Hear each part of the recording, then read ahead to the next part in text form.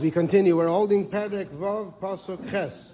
In the Perek Vav in Daniel, we said this is the last story of Sefer Daniel. There's the Hemshech is only in the voice. There are also stories, but a different style story. This is the story that's known as Daniel and the Lion's Den. And this was not with Nebuchadnezzar or Evil Meroidach or Belshazzar. This happens with Daryavesh. So what we're up to is where the people in the government, the people. That's no. The people in the government were very jealous of Daniel, and they knew that there's no way they can catch Daniel committing a crime, committing a sin against the government, because he was completely loyal and trustworthy. However, they realized the only way to get him to fail is by making a law that goes against Yiddishkeit, and once they'll catch him on that, they'll be able already to tell the king to punish him. So we spoke last time that how can you make a law that makes sense? So that's what we're up to now in Pasuk Ches. Isyatu koil sorche malchusei signayo v'chashtarpanayo hadovrayo v'chavosa. These are the names of all the types of governments, all the officials. Give it to me now.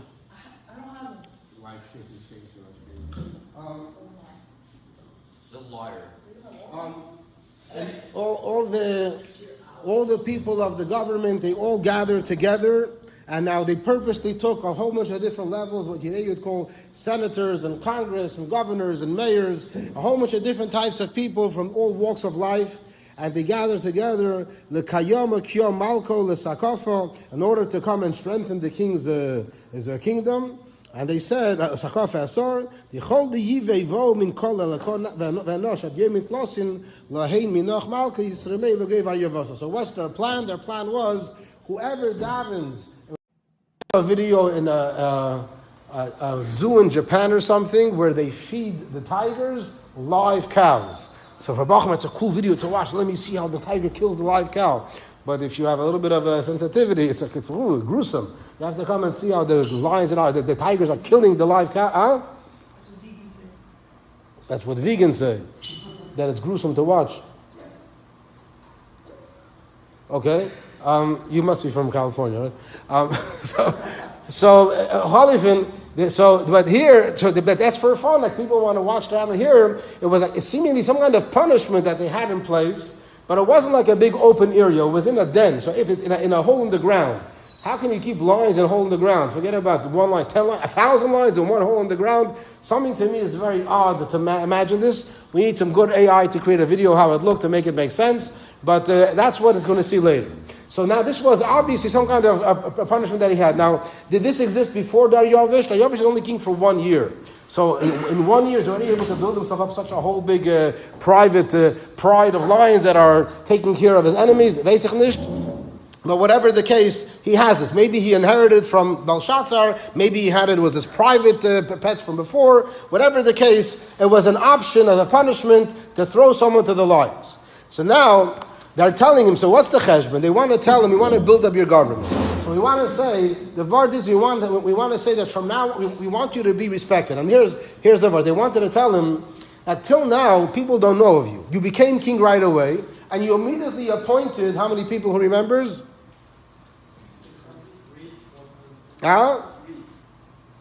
He appointed 120 people, plus 3 on top of them. So anyone that needs any kind of favors can only go to these people. So no one knows about you. You just became king. So they're basically telling him, you have to first establish yourself as the guy in charge, and then you can delegate to other people. It's like I remember years ago, we had in Yeshiva an incident over here that somebody from the higher ups, whatever, had to speak to a bacher. And he calls him over the Bachar, and the Bachar is like, being chutzpah, whatever. Like, this guy was in charge of all these shiva at the time, whatever. Like, the Bachar never knew, because this guy was all the way on top, was never involved with the Bachar. So it's like an alternative, for example. Alternative is a huge mesa. There's 1,000 people in charge over there. The big balabas, most Bachar have no idea who's in charge, who's really making decisions. I mean, you have the mashgiach and whatever, but you can imagine a situation where you have a senior mashgiach, a senior balabas of the yeshiva, that's bechlal not involved, but he's the real balabas, and people don't respect it. So here, so the advisors are telling Daryavesh, it's not a good idea. This idea that you had, that everyone goes through the 120 people, they have to come to you. They have to show that you're in charge, and then they'll see how you deal with people, and it'll make your government stronger because people will respect you even more. And anyone that doesn't do that is basically trying to get around you. Anyone that doesn't want to come to you is trying to undermine your authority, and that can be a big concern of rebellion. As we said, Daryavesh is very nervous because he just took over a superpower, and he has to make sure people like him. So they're really playing on his ideas to make sure he's accepted, and they're throwing in over there, any requests have to go through you, and they're also adding this detail that you can't daven to any gods either because, everything has to go through you. You have to acknowledge your power. So this is the law that they're making, that for the next 30 days, and after 30 days, when you establish yourself, people see who you are, they see your way of government, your style, from now on they'll accept you. But for the next 30 days, no one's allowed to ask anybody for everything. Now, they said it in such a way, any new requests, meaning if people have a set seder of certain things, it's not a problem to continue asking their people any child asking his parents for supper, that's not a big deal. It's any new request, any major request has to go through you. And as we'll see, this detail that I said just now is very important to the hemshech of the story. Pasuk Tes continues, Ka'an Malka Tekim Asara Vesirshum Ksava. So now, Your Majesty, this is the idea that we came up with. You should please write it down. Diloy lahashnoya. This rule should not be changed. Kedos Moda Yufaras Dilo Se'edei. This should be like the rules of Moda Yufaras, and then this is the lashon we have in the Megillah. They'll say Moda Yufaras Hashem lo yavor. Like once it's signed, this is the rules of the Moda Yufaras. Remember, we said that Achashverosh, according to some, is the son-in-law, or at least he's the continuation of his kingdom, even if he's not related. So that's the rule, that once it'll be the law of Moda Yufaras, and it can't be changed, and you're taking over. This is the way it's going to be. So Daryavesh now, everything that he did until now was with his main three advisors, and specifically from all the three advisors, the main one, Daniel, was the main person he discussed every time. But here, all the other advisors are coming, and they're all coming up with this idea, and they're sly. He doesn't get what's really going on, and therefore, Kol Kavil Dena, Malka Daryavesh, Resham Ksava Vesad. So the king sees what's going on, and he agrees. Now, some Mefarshim say that he said it's a good idea, it makes sense, I accept, and he signed off on the document. But some say Daryavesh was suspicious, like was mit amol, everyone's coming together. He might have noticed, why isn't Daniel over here? He might have smelled something is a bit off, and he was like trying to think, maybe yeah, maybe not. And when they realized that he's not signing so quickly, they put more pressure on him. No, let's go already. No, sign the paper already. And therefore, Kivyachol was forced into it. Now he's the king; he's not really forced into anything. But Lepayil, it was against his will. The lashon of the pasuk called Kavil Dena, Chal says all Aramaic, but some Taichet has it was against the king's will that he signed. All right, the law goes into effect. From now on, no more davening for 30 days. Again, this can be worded differently. You can say no davening for 30 days. You can say no new requests for 30 days. But something like that. Nuz Yaakov, if there's a law you can't daven, what happens now? If there's a law that you can't daven, what do you do now? Chill. That's as it is. Now that there's a law, what are you going to do? There's a law to not daven. So what happens now? So whenever the teva we have is that when we go against, but it's dangerous. If you know we're going to throw into the lines, then it's very scary. So what are you supposed to do? So tells us Pasuk Yud Aleph, Daniel Kidi Yada Dirishing Sava. When he hears about the enactment, he hears about this new law that was put into order. Ol Levaise, he goes up to his house. V'chavin Psichon Lebi Elise. Neged Yerushalayim, he had windows in his house towards Yerushalayim. He had windows towards Yerushalayim. V'zimnin tlasa v'yema 3 times a day. Chubarich al birchai, he bent down on his knees. Umetzale umeide kodem elokei. He davened and he thanked Hashem. Kol kovel di ava ovid min kadmas dana, like he did until now. Daniel continues davening. He continues davening. The pasuk says over here a number of details. 3 times a day, and he had windows towards Yerushalayim, which still today that's the halacha. Shul is meant to have windows. Everyone remembers the podcast with one of the older alumni that was here when they built the shul. There's supposed to be 12 windows in the shul, connected to 12 shvatim, whatever. But besides that, the windows have to be towards Mizrach. Our shul over here does not have windows towards Mizrach, towards Yerushalayim, not Yerushalayim. Huh? apparently towards the direction that you're davening, that's where the window should be. Yeah. So there's another point. We don't daven east, we daven towards Yerushalayim. So since for most of the Golos, even were west of Eretz Yisrael, they daven east, but it's really, you're davening towards Yerushalayim. That's why there's something called the rub line and the circle line, right? Anyone knows what that means? No? Ari, you know these things. Or you don't know these things. Rub line, circle line. You're not listening. What? Can't hear anything. No. It's connected a little bit. Basically, if you fly in a plane and you see the map, and you're going from point A to point B, often the map goes on an arc. It doesn't go straight. It's on an arc, and you wonder, why go like this? Go straight. And the answer is because we're a globe, so it's actually going the shortest way, and it's actually straight. But when you put a flat map, you have to, it looks on an arc. So it's again, and daven towards Yerushalayim, you have to daven towards Yerushalayim according to the line, the circle line. It's yeah. Well, so that's the discussion. If you daven on his knees, some you just bent in. Some say it says a Kohen Gadol every time, by every tefillah he has to bend in. And since Daniel was so chashuv, he had to bend every single time. So it wasn't mamish bending down on his knees. Bent on his knees is like this. It's also bending on your knees. You're just bending in.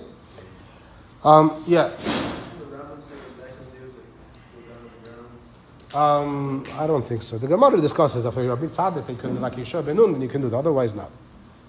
So he's davening 3 times a day towards Yerushalayim, and he has windows. So these are halachas in davening that this pasuk is quoted for davening, that he goes on that you have to have it 3 times a day and with the windows. Now, a question that the Mefarshim ask over here is: there's a rule when it comes to Mesirus Nefesh, when it comes to Gzeira, if you're allowed to have Mesirus Nefesh for a Gzeira.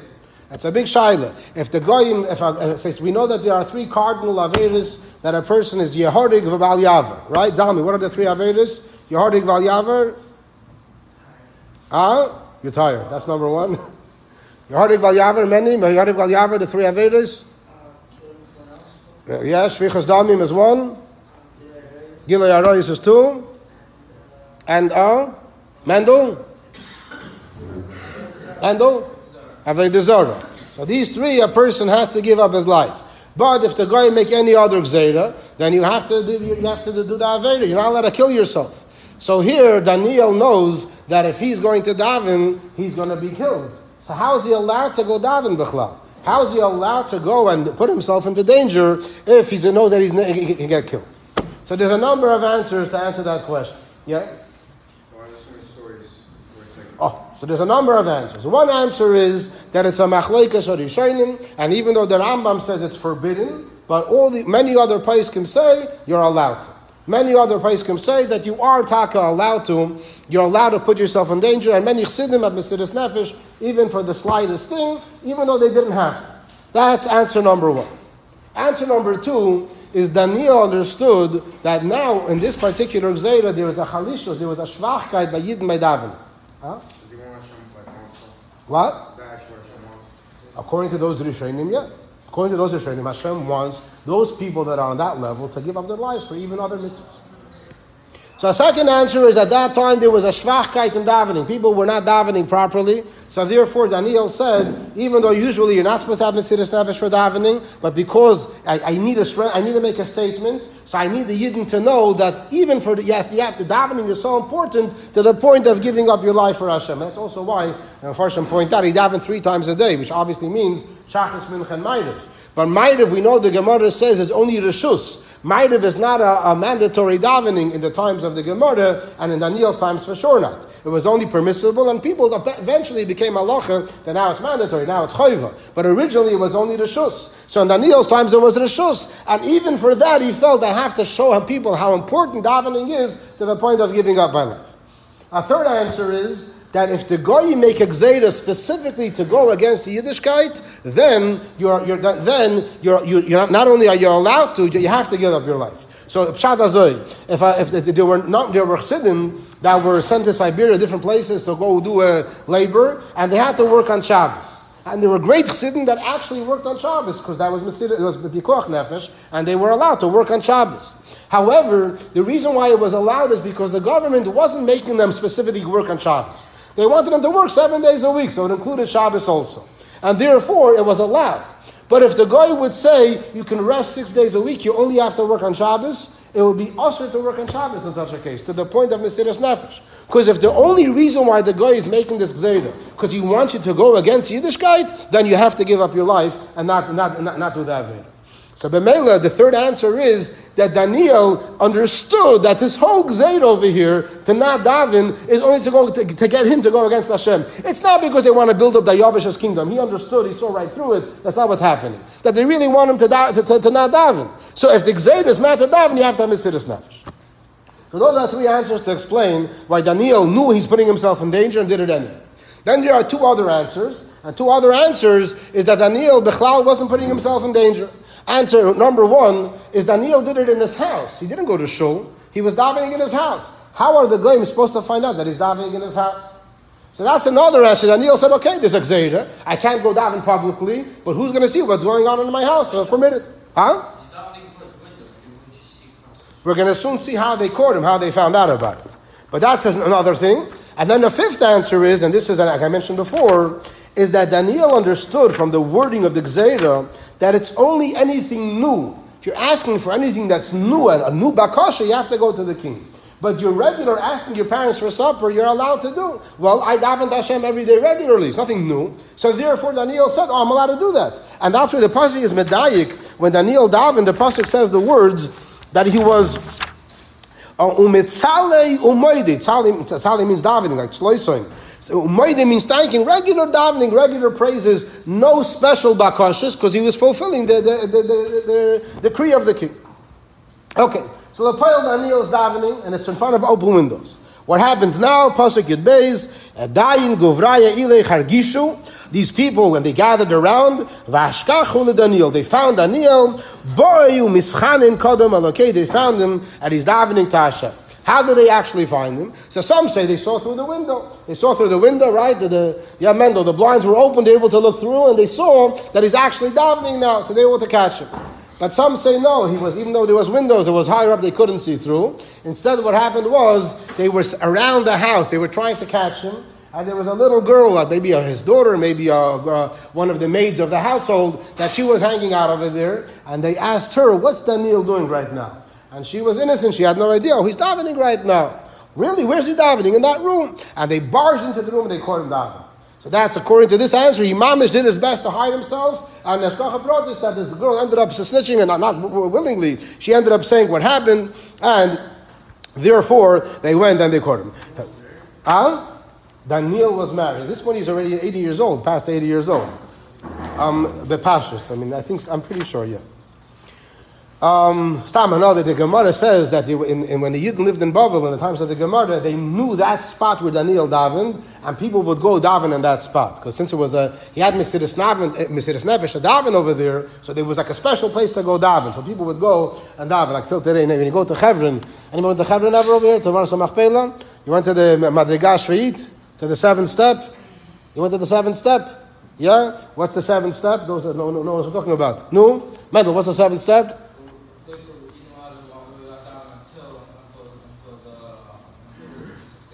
For many, many years, when Yidden lived in Yisrael, so we know that unfortunately, Amaras Machpelah is a mosque. That's what it is until today. It's a mosque. And all the years when the Ottoman Empire was in control, they didn't allow the Yidden to daven in Amaras Machpelah. They didn't let them go close. Only there were 7 steps. You can go to the 7th step and daven over there. So for hundreds, maybe more than that, years, Yidden, when they came to Amaras Machpelah, they can only daven at the 7th step. Eventually, the government, they got permission, and now they're able to go inside, and they're able to daven inside.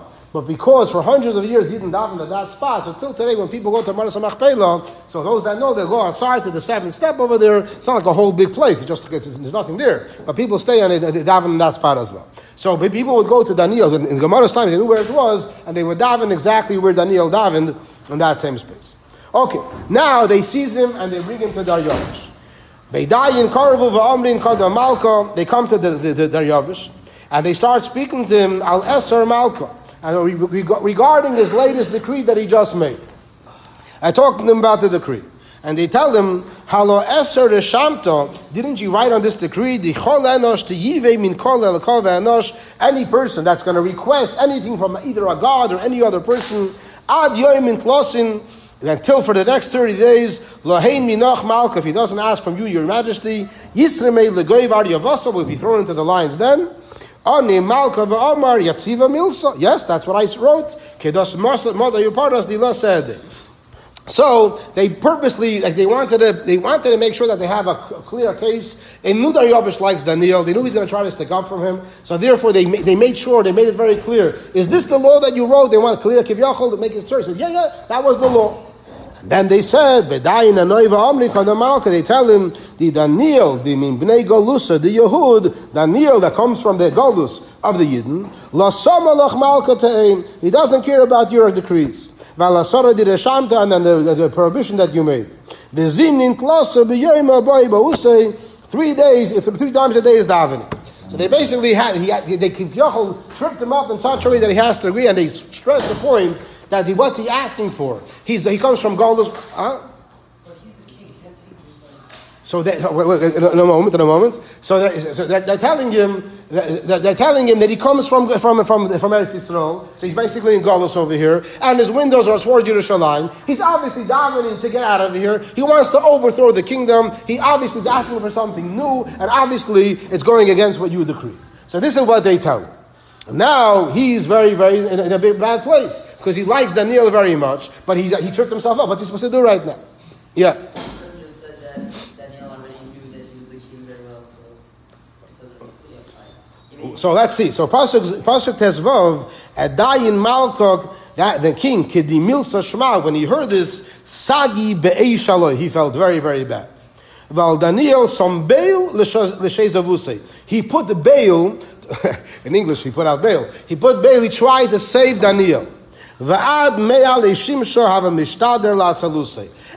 the evening time, he tried saving him. And there's tons of mefarshim saying, whatever you guys said, plus, that what was Daryavesh trying to tell them? He was trying to give all the excuses in the world why it doesn't apply to Daniel. Daniel is different, and he didn't really mean it, and he didn't really ask something new, and maybe he didn't daven b'chlal. He kept pushing it off until the evening time. Some say he's pushing to the evening time. He was hoping that the lions will be fed, and when it comes to the evening time, they won't be hungry anymore.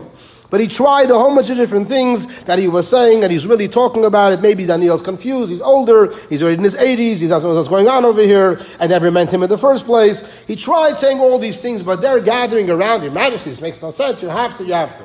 And then the clincher, I love the clincher of the story that Mefarshim say, that he's like an art, and then they bring Daniel to the court. Daniel's standing there, and they're saying he did that, and the king said he didn't daven, it's not true, and whatever. And then it gets the sun's about to set. It's mincha. And Daniel gets up and davens mincha. At this point, he can't do anything. And Daryavesh says, okay, that I can't do. This reminds us very much of the story of Rabbi Feller, the famous story of Rabbi Feller, tried getting an audience to speak to Professor Bavel Green for many, many weeks or months. And finally was able to get in to speak to him, and they wanted to talk to him about halachic in Minnesota. And when he finally got into him, he started realizing that it's mincha time, so he puts on his garku and he davens mincha. And the professor was like, this guy's crazy. He tried getting a meeting with him for so many months. He finally could talk to him. What is he doing? He starts mumbling by the wall. What's happening over here? And the Rebbe said the story by Fabrengen famously. A few times the Rebbe spoke about Chassidim that are with us today and spoke about them in public by Fabrengen, praising them and saying what we can learn from. So it's a very similar story happens over here. Here it's a bit more obviously because here he's being in danger to be killed. And Afal B'chein Daniel doesn't care. He's down to the Eibishter and Machzef Nishvisendik. He gets up over there and davens. And at this point, Daryavesh, okay, that's it. I mean, what can I do now? I really tried. I really wanted. I did my best. I looked for every single excuse in the book, but I wasn't able to do so. And therefore, Pasuk Tezayin, Beidayin, Guvraya, Ilech, Hargishu, Al Malka, they all gather together. Look what he's doing right now. V'amri Lamalka, they tell him, Da Malka, you should remember, Di dos lemoda yufaras di chol eser rekyom di malka yahakim v'lashna. You remember, you just became the king of our country. This is the rule in dos paras modai. You can't just change the government. Look what he's doing. He's davening. We can't allow this to happen. We must stop it. We must enact a decree. You yourself can't change it. Like we have later in the Megillah. Achashverosh, when Mordechai and Esther told Achashverosh wanted to cancel the first letters, Achashverosh said, I cannot cancel my own letters. The The rule in Modeh Pardas is that whatever the king says and is signed by the Tabas HaMelech, it can't be taken back. I can't. Even the king himself. So what did he do instead? He made Mordechai and Esther in charge. He gave them base home, and he sent letters even to defend themselves. But the original decree he couldn't take back. And they're telling Daryavesh the same thing. You now became the king of Modeh Pardas. This is the law of the land. You know this yourself. You can't take it back, and you have to follow through. You have to throw Daniel into the lion's den. Yeah. So that makes his excuse that Daniel was like an old man, no normal person would daven for. I guess Daniel did it in such a daven that you can tell this is not an old man that doesn't know what he's doing. When you saw Daniel davening, you saw, I saw daven to you. And obviously that was, I'm sure it was inspirational, but for them it was an opportunity to seize him. So they're telling Daryavesh, you got to do this. No, you said this is the law. This is for your benefit. This is to strengthen your government. Look, people will see. You have a carbon. It's like a lot of times in yeshiva, they want to catch one carbon. Everyone should see that they're serious over here. You got to show that you're serious. So what if he's Daniel, your best advisor? It's okay to throw him into the lion's den and stuck in bread. Pasuk Yezayin Beidayin Malka Omar. The king said, "V'haisil Daniel." They bring Daniel closer to him. Uremu leguba di Daryavasa. They throw him into the lion's pit. Ane Malka V'Amar, the king called out to Daniel, Elokoch the ant polach le bisedira, the God that you daven to him, who yisheis vinach, he's going to save you. Daryavesh is telling Daniel, Hashem is going to save you. Some Mefarshim are medayik that Daryavesh brought Daniel closer to him and wanted to continue the conversation, but the servants used that Daryavesh's motion to say, he said to throw him out, and they seized him and they threw him into the lion's den. So Daryavesh, according to some, did not actually give that decree to throw him in till the end. Even afterwards, he didn't stop it because at this point he couldn't stop it anymore. But he didn't say it. But the pastors, he's the one that said to throw him into the lion's den. But he felt terrible about it, and he therefore announces and he says, he tells Daniel, the God that you daven for, you're davening to look how you have such Mesirus Nefesh for him. He's definitely going to save you, no question about it. And of course, he does get saved. And this is where the Gemara tells us that you should never take a bracha of a hedyot, of a person that's simple, never take it lightly. Because the Daryavesh, compared to Tzadikim, is obviously very a hedyot, and yet his bracha was Mukuyam, because he told Daniel Hashem was going to save you, and indeed, no, of course not. It says that, it's both together at the same time.